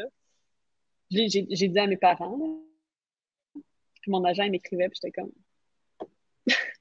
il va falloir que j'annonce à, tu sais, parce que en plus, ce qui était tough, c'est qu'à ce moment-là, moi, j'étais vraiment un gros espoir là, olympique. Là. Tout le monde parlait de moi au Canada, comme j'étais dans les. Je sais pas si tu les as vus, là, mais j'étais dans les pubs de Radio-Canada Sport à télé. Genre à toutes les pubs, j'étais dedans. J'étais dans les pubs de Team Canada. J'étais dans des abribus avec Radio-Canada. Euh, j'étais Goldfish, dans tous les métros et les GA, j'avais des présentoirs Ah, Goldfish. arrête. J'ai pas vu Puis ça. là, la dernière compétition, tu te qualifies pas, là. Ah, Puis ça disait genre go for gold. Gna, gna, gna. Tu sais, puis j'étais oh comme. my God. Puis toi, t'étais J'étais en train de genre. méditer, genre, dans une ville en Non, Italie, j'étais puis là, t'étais comme... j'étais là, pour vrai, j'étais comme big fail. Puis tu sais, comme, autant que Ah, j'avais tellement de support, j'étais comme, le fail, tu sais, autant que j'avais autant de support public, mais là, c'est comme tu fail aussi publicly que tu avais du ouais, support, là, tu sais. ouais. Tout le monde qui était comme, yay, on est derrière toi, les jeux. Puis là, c'est comme, à chaque fois, fallait que. C'est comme un peu faire ton coming out à tout le monde, tout le temps, genre de comme, ah, finalement, ah, tu sais, je me suis pas qualifiée. Jusqu'à genre 4 jours avant, 5 jours avant les Jeux, il y avait des gens qui étaient genre, ah, tu sais, tu pars quand pour Tokyo? Puis je suis comme, bro, je suis ici. Oh, ouais, Genre, attends, là. genre, je vais pas, là. Genre, ça fait 1 mois et demi que je suis pas qualifiée, là, que, tu sais, je vais plus. Puis le monde, ah, je suis désolée, tu sais. Fait que j'ai eu à dire ça Ah. jusqu'au jeudi avant les Jeux. Parce que je dors, puis j'étais en dilemme à savoir est-ce que j'écoute les jeux ou pas, tu sais, en direct, comme je vais trouver ça tough, puis j'étais comme, non, c'est pas, je voulais écouter les jeux, mais j'étais comme, est-ce que je les écoute tout seul chez nous, ou genre, je vais en public avec mes amis, l'écouter, ou whatever, tu sais, comme je trouvais ça tough d'aller avec tout le monde, l'écouter un peu, Ouais. mais j'étais comme, Puis le jeudi dans la nuit, j'ai reçu un appel, puis mon téléphone, il est sur genre ne pas déranger la nuit, là. Fait que ça sonne pas. Mais là, mon téléphone, il sonne en plein milieu de la nuit, puis je suis comme, what the fuck. Fait que je vois que c'est mon coach. Puis t'as Allô? appelé plein de fois, j'imagine, parce que pour ne pas Ouais, déranger. faut que t'appelles 3 fois en ligne Ouais, pour c'est que ça ça. passe à. Ouais. Fait qu'il m'appelle. Il me dit, il est quelle heure à Montréal? Je suis comme, genre 4 heures du matin. Il dit, tu peux-tu te faire tester pour le COVID avant 7 heures du matin? Je suis comme, pourquoi? Je suis comme, pourquoi? Il dit, parce que il y a quelqu'un qui vient de tester positif. Puis là, dans le fond, elle est disqualifiée. Ouais. Fait que toi, tu tombes 22. Puis la fille de Colombie, qui est juste avant, elle peut pas venir parce qu'elle est blessée. Fait que tu tombes 21. Fait que là, tu deviens alternate aux Jeux Olympiques. Fait que il dit ça se peut, tu sais, comme tu skateras probablement pas, mais si ça te tente, genre, tu peux venir à Tokyo, puis tu sais, comme tu restes dans. Honnêtement, il était comme tu risques de rester dans une chambre d'hôtel. Les réservistes, là. Ouais. Mais il est comme si tu peux te faire. J'étais comme fuck yeah, tu sais. Fait que là, il set ça au stade olympique, là. Il y a comme une clinique pour les athlètes olympiques. Je m'en vais là. Je peux. Mon char. Je m'en vais faire tester, tout négatif. OK, parfait, on t'achète ton billet d'avion le lendemain, le vendredi. Faut que tu ailles te refaire tester avant 7 heures. Puis si ton deuxième test est négatif, tu prends l'avion genre à midi, genre. Tu vois. Parfait. Puis là, je prends mon avion, là, je m'en vais à Tokyo. Oui, je suis alternate, je capote. Là, genre, il y a des médias, tu sais, aussi. Fait que je prends une photo. Oui. Fait que là, j'y vais. Je rentre dans l'avion, tac, OK. Fait que là, t'arrives là, tu pars le vendredi à midi, puis t'arrives là, genre, le samedi soir. Puis la compétition, c'est le lundi matin à 8 heures. Fait que j'arrive là le samedi soir, tout mon truc sur airplane mode. Fait que là, je suis Puis là, il faut que tu te refasses tester quand t'arrives à Tokyo. Je me fais tester, j'attends dans la salle d'attente mon test. Il m'appelle. Il dit, dans pratique aujourd'hui, genre 2 heures, il y a une fille qui vient te blesser. Fait que t'es 20e, fait que tu vas skater à Tokyo. Hey, je capotais. Aïe, là, moi, je suis en file d'attente. Je me mets à brailler. Lui, il braillait au téléphone. Il est genre, je suis pas en train de brailler, OK? Fait que là, tu sais, samedi soir, moi, j'arrive là, il y a genre du monde de Team Canada qui sont comme, t'as-tu appris la nouvelle? Ouais. Fait que là, tu sais, moi, je skate dans genre 24 heures presque, dans 36 heures. Aïe, mais tout va tellement vite, là. Mais puis j'ai pas dormi, moi, là depuis jeudi, là, j'étais brûlée. Puis là, oublie ça, tu me dis ça à 9 h le soir, le samedi. J'ai pas dormi de la nuit non plus, là. Fait que là, j'ai pas dormi le samedi, presque, à 5 h du matin. Puis on avait des pratiques à 7 h le matin, le lendemain. Puis qui étaient mes seules pratiques. Fait que là, moi, j'arrive là, tu sais, il faut que je skate. D'un, je suis brûlée. Ça fait 1 mois que je me suis pas entraînée. Comme, tu sais, fait que là, j'arrive aux Jeux Olympiques. Puis le skatepark était gros. Là, tu sais, comme, mettons, on est habitué de skater des marches ou des rails d'une certaine hauteur, puis tout était plus gros. Puis j'étais comme, si bon, OK. C'était Puis tu veux pas te faire mal aux Jeux Olympiques, là. Fait que, tu sais, j'étais comme, pour vrai, je vais porter un casque, puis je vais, genre, vraiment faire attention, je vais garder ça super chill. Je vais pas essayer de me pousser puis de me prouver, là. J'étais comme, je suis tellement fatiguée, je me sens pas bien, comme, tu sais, je suis ben trop excitée, je shakais, là, ouais, comme. Ouais. Fait que puis j'avais 35 minutes de pratique le dimanche, puis la compétition, c'était le lundi matin, tu sais, j'étais comme, hey, chill, là, genre, honnêtement, je suis juste là pour avoir du fun, là. Fait que, ouais, t'as fait tes tricks pantoufles, ouais, à ce point-là, j'étais comme, je vais skater, genre, pas, tu sais, j'ai skaté à mon 100% de ce moment-là, là. Puis, ce qui était pas mon 100, tu sais, c'était pas du tout la performance olympique à laquelle j'aspirais, mais pour vrai, comme, j'ai reçu tellement de, tu sais, les gens étaient comme, hey, t'avais tellement l'air contente d'être là, puis, tu sais, c'était le fun de te regarder, j'étais fière d'être canadienne en te regardant, puis, tu sais, j'étais comme, honnêtement, c'était ça que je voulais, j'avais vraiment du fun. Puis, ouais, c'était vraiment une belle expérience. Puis en fait, c'était ça que je voulais. J'étais comme, tu sais, j'ai aucune autre chance dans ma vie d'aller skater des Jeux Olympiques. Fait que je veux que pour moi, ce soit une belle expérience. Puis je veux pas laisser genre le stress prendre le dessus ou l'anxiété. Puis me dire, tu sais, je pense que c'est bonne. Non, non. Tu sais, à ce moment-là, c'est juste du fun. C'est juste, je vais aux fucking Jeux Olympiques à Tokyo grâce à la COVID et 2 blessures. mais tu penses pas que tu pourrais les refaire? C'est quoi, c'est dans combien de temps, les Jeux Olympiques? Dans 2 ans. Tu penses pas que tu pourrais t'entraîner pour les faire? Ben oui, je pourrais, mais ça me tente pas. Tu veux pas? Non, je pense que c'est déjà que je sais pas, je trouve que l'histoire, ça se finit bien comme ça, puis c'est beaucoup, beaucoup d'investissement, puis surtout en temps, puis comme, tu sais, j'ai le goût de faire autre chose, puis je pense que c'est plus, ouais, c'est ça, je pense que j'ai fait ce que j'avais à faire, puis ce que je voulais faire, surtout, là, tu sais, avec cette histoire-là.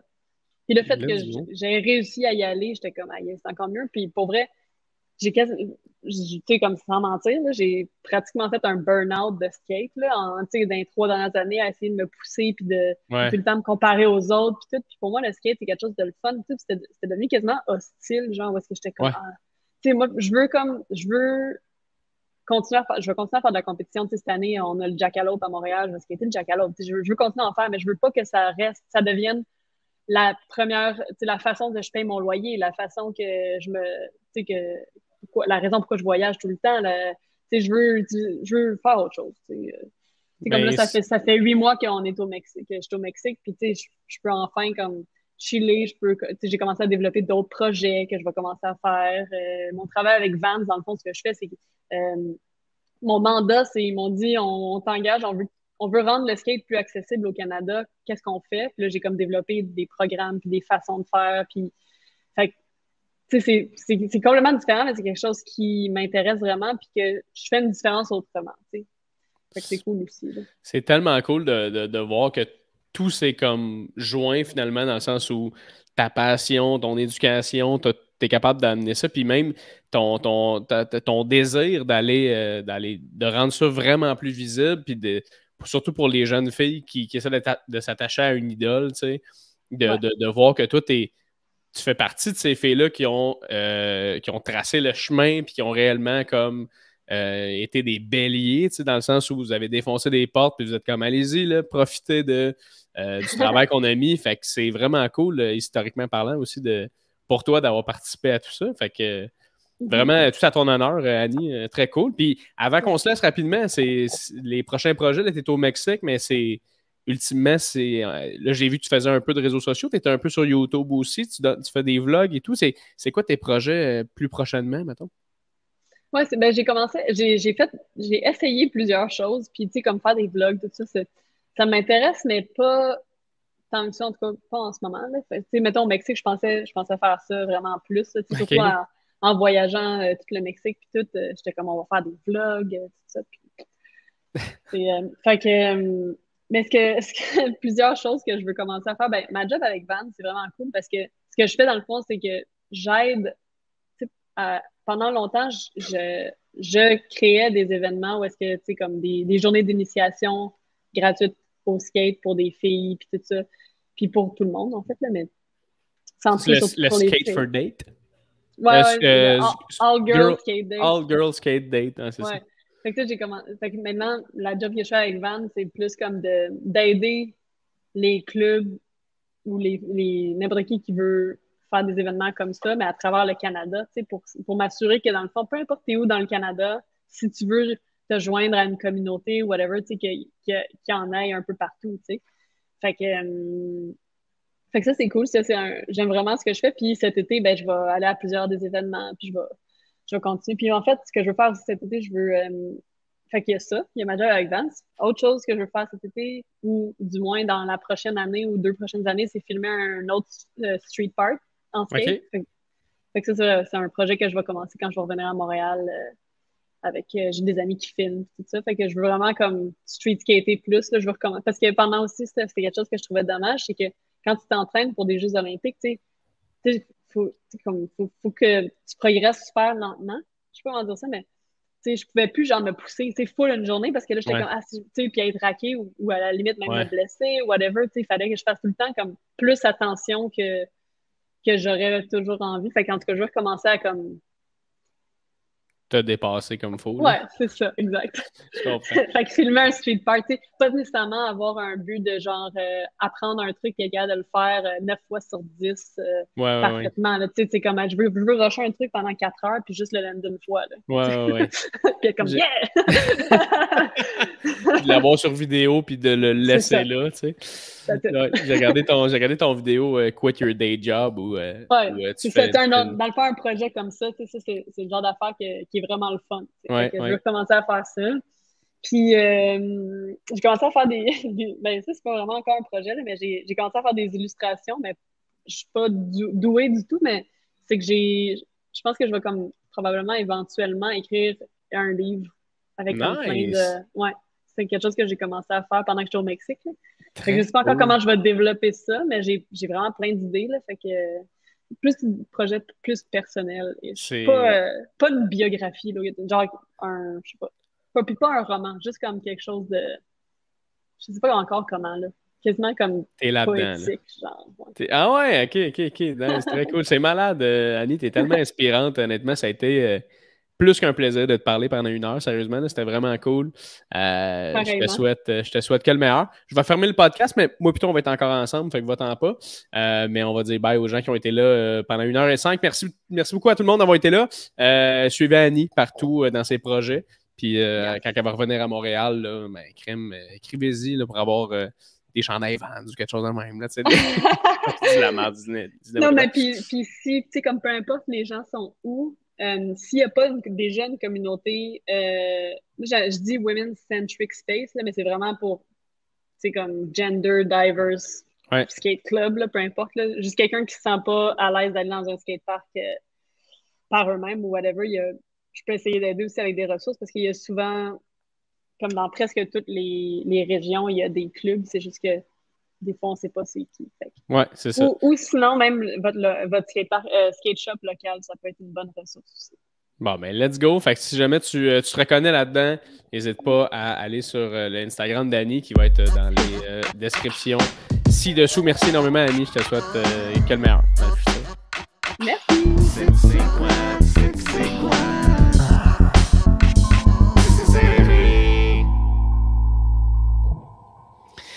Mais quel fou podcast, mesdames et messieurs. Tabarouette, que c'était le fun avec Annie. J'espère que tu as apprécié la conversation.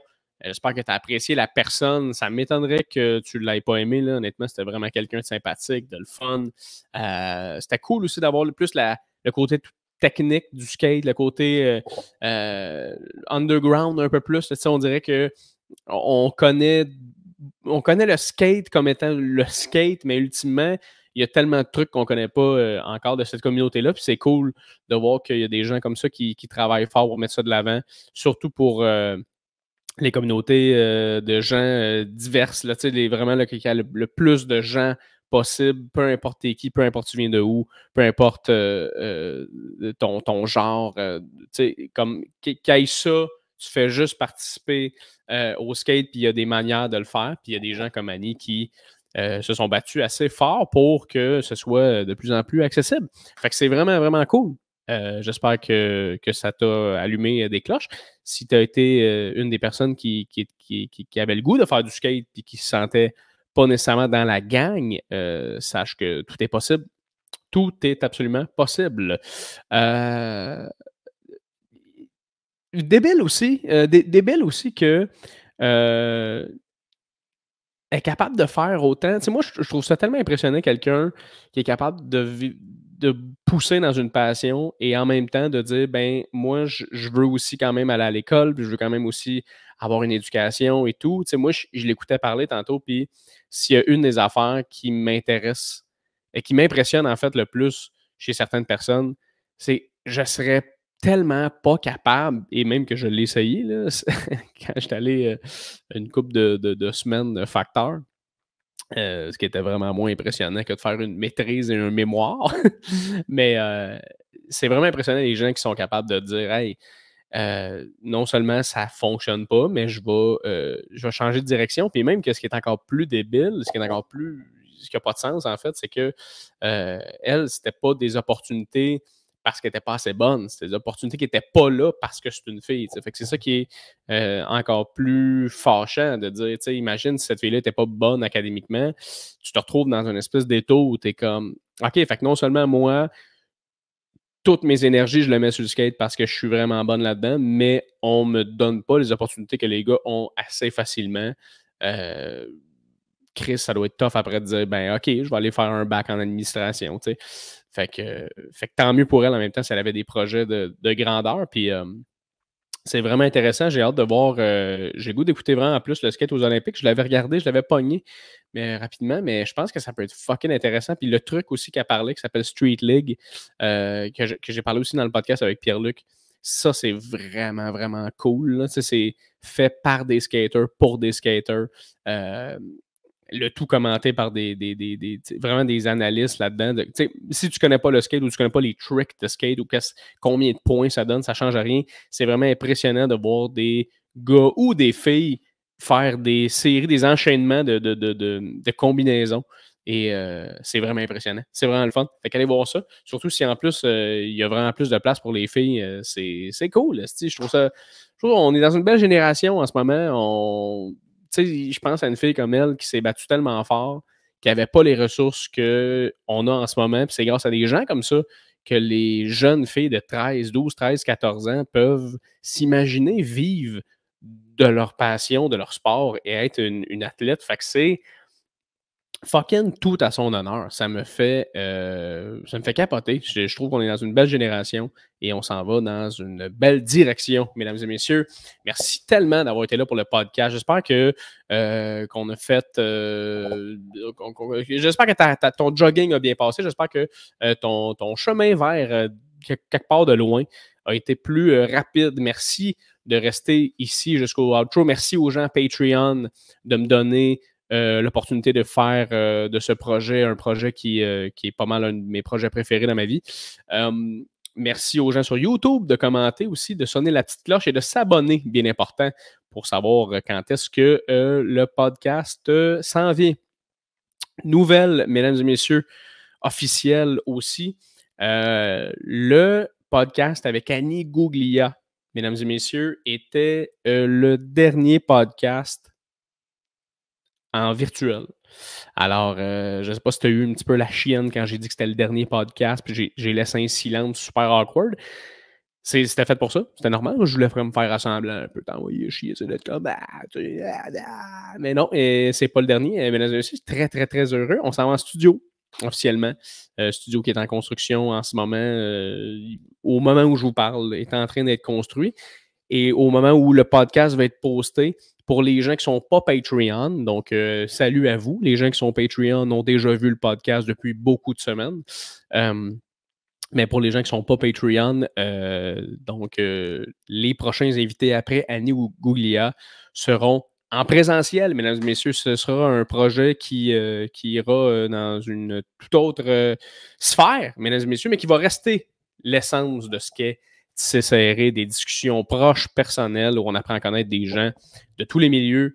Et votre bon vieux Jay Fournier, animateur de bar de camp de feu, est capable d'aller chercher des informations assez croustillantes chez ces gens-là. Et je sens qu'en présentiel, ça va être encore plus facile, ça va être encore plus propice à ce genre de discussion-là, mesdames et messieurs. Fait que j'ai très, très, très, très, très hâte de vous montrer tout ça, ainsi que le fait que ça fait maintenant 1 an que je fais le podcast Tissé Serré. On est à plus de 16 000 écoutes, plus de 500 personnes chaque épisode qui écoutent le podcast. Donc vraiment, je me sens choyé de vous avoir, je me sens heureux. C'est un projet que je ne vais pas arrêter. C'est quelque chose que je veux même tranquillement mettre de plus en plus d'énergie, essayer de rentabiliser la majorité de mes énergies sur ce projet-là, parce que je sens que c'est vraiment quelque chose qui me rend totalement heureux. Donc, merci à vous de me permettre de vivre de ma passion. Et merci aussi aux gens qui m'écrivent une fois de temps en temps pour me dire que le podcast leur fait du bien et qu'il est dans leur top podcast au Québec. Merci énormément de m'écrire. Ça me fait tout le temps très, très, très, très, très chaud au cœur. Et j'arrêterai pas la gang. Fait qu'on s'en va au sommet en asti. On se revoit dans un autre épisode, mesdames et messieurs, et les prochains épisodes risquent d'être totalement différents. Donc, merci à vous et je vous laisse sur cette petite chanson qui commence tranquillement, mesdames et messieurs. Ciao!